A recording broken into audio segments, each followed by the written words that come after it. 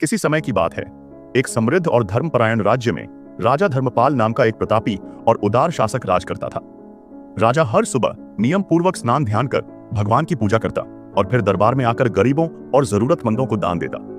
राजा के इसी दयालु स्वभाव और सेवा भावना के कारण प्रजा उसे अत्यंत सम्मान देती थी।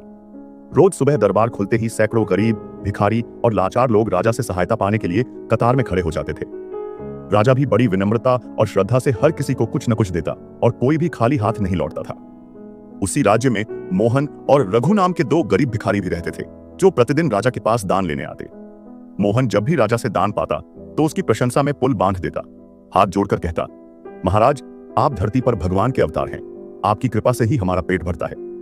वहीं दूसरी ओर रघु को जब भी दान मिलता वह हाथ उठाकर कहता, हे प्रभु, तू कितना दयालु है, तूने फिर आज मेरा सहारा बनकर मुझे भोजन दिया। धन्यवाद प्रभु। राजा धर्मपाल को रघु की यह बात थोड़ी चुभती थी। वह मन ही मन सोचता कि दान तो मैं देता हूं, फिर यह सारा श्रेय ऊपर वाले को क्यों देता है। समय बीतता गया और एक दिन राजकुमारी के जन्मदिन के अवसर पर पूरे राज्य में उत्सव मनाया गया। राजा ने उस दिन विशेष रूप से अधिक दान देने की घोषणा की। मोहन और रघु भी उत्साहित होकर दरबार पहुंचे। पहले मोहन को दान मिला, उसने हमेशा की तरह राजा की प्रशंसा की और दुआएं दी। फिर जब रघु की बारी आई तो उसने हाथ ऊपर उठाकर कहा, हे ईश्वर, तूने फिर से मुझे नहीं भुलाया, आज तूने मुझे इतने अच्छे दिन दिखाए, तेरा धन्यवाद। राजा धर्मपाल को अब क्रोध आ गया। उसने पूछा, रघु, मैं रोज तुम्हें दान देता हूं और तुम हर बार ऊपर वाले को धन्यवाद देते हो, क्या तुम्हें नहीं लगता कि मैं तुम्हारा सहायक हूं?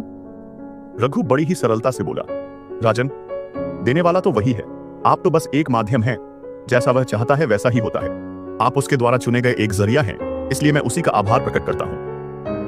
राजा इस उत्तर से थोड़ा और खिन्न हुआ, लेकिन उसने कुछ नहीं कहा और चुपचाप योजना बनाने लगा कि रघु को कोई सबक सिखाया जाए। अगले दिन जब मोहन और रघु दरबार में पहुंचे तो राजा ने मोहन से कहा, मोहन, आज तुम पुराने रास्ते से मत जाना, बल्कि मेरे निजी राजमार्ग से जाओ, जो महल के पीछे से होकर जाता है। वह रास्ता आज केवल तुम्हारे लिए खोला गया है। मोहन बहुत खुश हुआ और सोचने लगा कि राजा को मुझसे कितना लगाव है जो मुझे यह सम्मान दिया गया। राजा ने उस रास्ते में चुपचाप चांदी के सिक्कों से भरा एक घड़ा रखवा दिया था, ताकि अगर कोई ध्यान दे तो उसे मिल सके। लेकिन मोहन अपने घमंड और आत्ममुग्धता में डूबा हुआ रास्ते में चलते हुए बार बार सोचता रहा कि मैं राजा का प्रिय हूं, और आंखें बंद करके मुस्कुराते हुए चल पड़ा। वह उस घड़े के पास से गुजर गया, लेकिन उसे कुछ नजर नहीं आया। उधर राजा ने रघु से कहा, अब तुम भी जा सकते हो, उसी रास्ते से जाओ जिससे मोहन गया है। रघु हमेशा की तरह भगवान का नाम जपते हुए विनम्रता से रास्ते पर चल पड़ा। चलते चलते उसकी नजर अचानक एक चमकती हुई चीज पर पड़ी। वह चौंका और पास जाकर देखा तो एक बड़ा घड़ा था जिसमें चांदी के सिक्के भरे थे।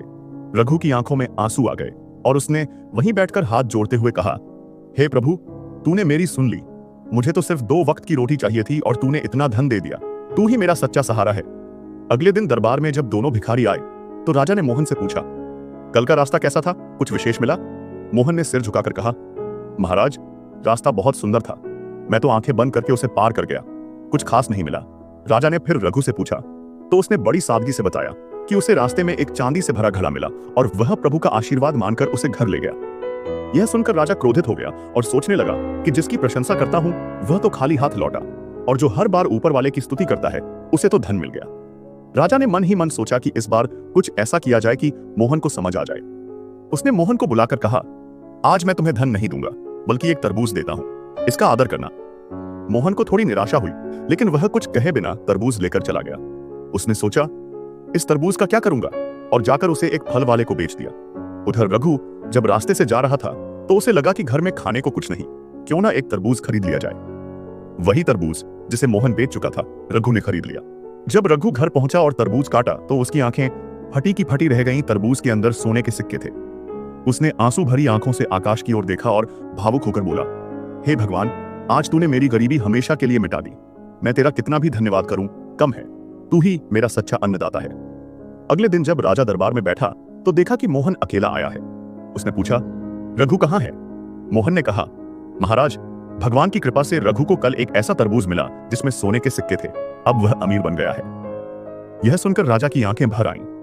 उसने हाथ जोड़कर आसमान की ओर देखा और कहा, हे प्रभु, अब समझ में आया कि मैं तो सिर्फ एक जरिया हूं, देने वाला तो तू ही है।